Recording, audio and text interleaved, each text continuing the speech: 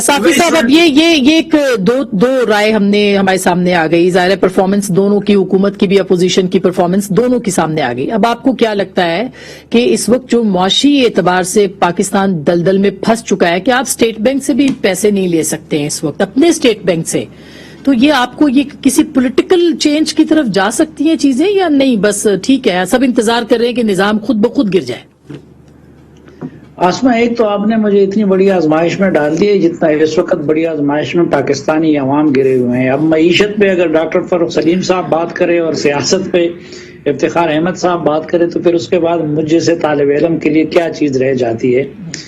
میں ایک تو یہ کہ ظاہری بات ہے کہ معیشت کا جس طرح فاروق صاحب نے احاطہ کیا اور سیاست کی زبونحالی کا جس طرح افتخار صاحب نے احاطہ کیا، تو میرے خیال میں اس پہ پھر مزید کسی تبصرے کی گنجائش نہیں ہے. میں صرف اتنا اضافہ کرنا چاہوں گا کہ اس وقت پاکستان کو جن مسائل کا سامنا ہے یا جن چیلنجز کا سامنا ہے وہ صرف حکومت کے نہیں ہیں، وہ صرف سیاست کے نہیں ہیں.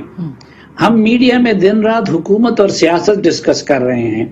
اس وقت پاکستان کو چیلنجز درپیش ہے ریاست کو. ایسا ہی ہے. اور بدقسمتی یہ ہے کہ جو ریاست کے چیلنجز ہے ان سے نہ حکومت کو کوئی دلچسپی ہے، نہ اس کی کوئی اسپیشلٹی ہے، نہ اس کا کوئی سروکار ہے، اور نہ اپوزیشن کو ان سے کوئی دلچسپی ہے اور نہ کوئی ہمدردی ہے اور نہ کوئی ان سے سروکار ہے.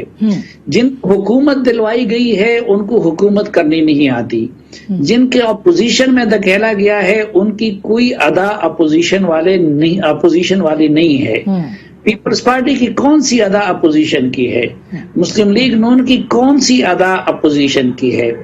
عمران خان کی سیاست اپنے اقتدار کے دوام کے گرد گھوم رہی ہے اور مسلم لیگ نون اور پیپلز پارٹی کی سیاست اپنے لیے رستہ نکالنے اور ڈیل کرنے کے گرد گھوم رہی ہے. پیپلز پارٹی ڈیل کر چکی ہے اور مسلم لیگ نون اس کوشش میں لگی ہوئی ہے.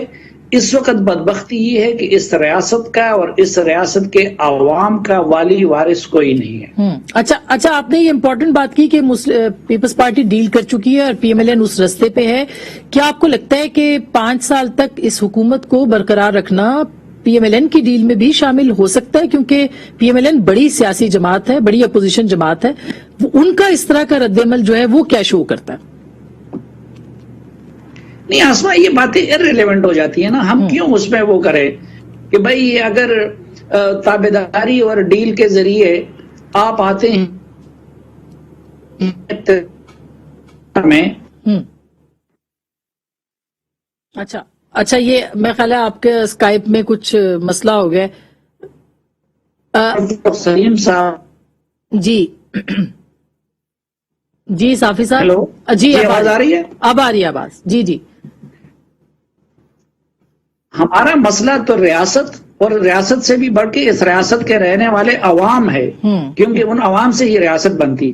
میں نے آپ کو عرض کر دیا کہ ان کی دلچسپیوں کا اور ان کی سرگرمیوں کا محور اور مرکز نہ حکومت کا اور نہ اپوزیشن کا، یہ ریاست اور اس کے عوام ہے ہی نہیں.